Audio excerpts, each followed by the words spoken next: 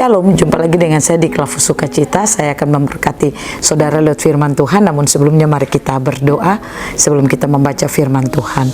Bapa, kami bersyukur, kami berterima kasih firman-Mu ya dan amin dalam hidup kami. Kami siap membaca dan mendengarkan firman-Mu. Berbicaralah bagi kami. Kami rindu Roh Kudus bekerja dalam kehidupan setiap kami. Baik hamba yang berkata-kata, bahkan kami semua yang mendengarkan firman Tuhan. Amin. Bagian firman Tuhan bagi kita dalam kitab 1 Yohanes pasal 3 ayat 12. Demikian bunyi firman Tuhan bagi kita, bukan seperti Kain yang berasal dari si jahat yang membunuh adiknya. Dan apakah sebabnya ia membunuhnya? Sebab segala perbuatannya jahat dan perbuatan adiknya benar. Belajar lewat firman Tuhan, pencinta Klavus, saya ajak kita untuk mari kita belajar menjaga setiap hati kita. Alkitab berkata, dari hati terpancar kehidupan. Artinya, kalau kita tidak menjaga hati kita, maka hati kita ini akan dipengaruhi oleh yang jahat. Misalnya saudara suka simpan sakit hati, iri hati, maka itu akan menjadi pijakan iblis untuk bagaimana iblis bermanifestasi melalui kehidupan kita. Dan orang yang hidup dalam kejahatan, dia adalah orang yang hidup dalam kegelapan. Dan sudah pasti dia bukan milik Allah. Karena orang yang menjadi milik Allah, dia tidak melakukan kejahatan. Karenanya firman Tuhan berkata, seperti bacaan firman Tuhan kita saat ini dikatakan, bukan seperti Kain yang berasal dari si jahat yang membunuh adiknya. Ayat ini mau mengajak kita, mari kita belajar untuk tidak seperti Kain. Kenapa Kain itu membunuh Habel?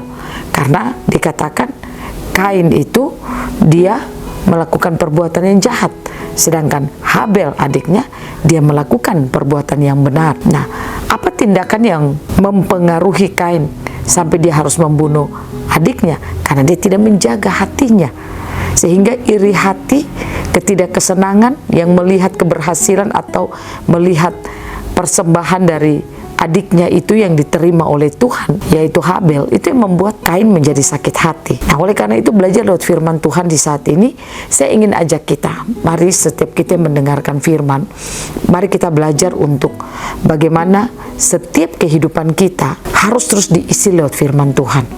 Biarkan hati kita diisi limpah dengan firman Tuhan, sehingga iri hati itu tidak akan pernah timbul di hati kita. Ingat, firman Tuhan katakan, kita orang yang sudah diselamatkan oleh Yesus Kristus, kita sudah memiliki benih Allah, dan benih Allah itu tidak ada benih dosa di situ. Dan benih Allah itu adalah benih kebenaran, tidak ada benih dosa di situ. Oleh karena itu, orang yang berasal dari Allah, dia tidak akan bisa melakukan dosa. Nah, saudara dan saya, kita kan orang yang sudah diselamatkan. Itu berarti bahwa kehidupan roh kita yang baru adalah benih yang tidak berdosa. Saudara dan saya otomatis tidak bisa melakukan dosa. Tapi persoalannya, ada banyak orang benar bisa melakukan dosa. Aktif di gereja pun masih bisa bikin dosa. Padahal dia sudah menjadi orang benar, karena sudah memiliki roh kebenaran, tapi masih melakukan dosa. Masalahnya karena dia belum memiliki mindset, cara berpikir yang diperbaharui. Karenanya mari kita izinkan firman terus ada dalam hidup kita, masuk ke dalam hati kita.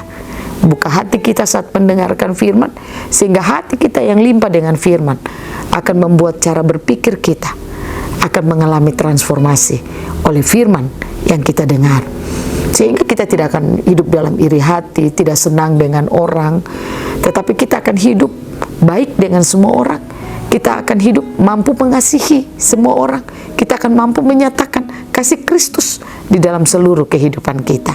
Nah, oleh karena itu pencinta Klavus yang diberkati Tuhan, pastikan saudara yang mendengarkan firman, saudara pun harus belajar. Biarkanlah firman yang kau dengar itu mengisi hidupmu. Ambil firman itu menjadi hatimu, ada di dalam hatimu.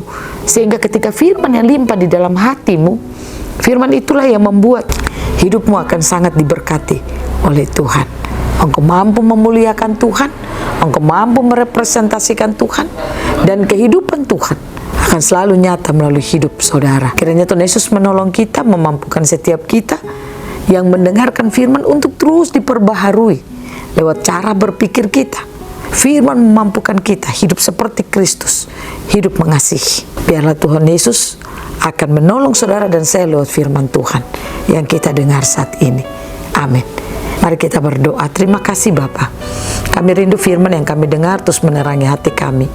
Kami mau kami hidup melakukan apa yang benar. Kami tidak seperti Kain yang ada dalam kejahatan.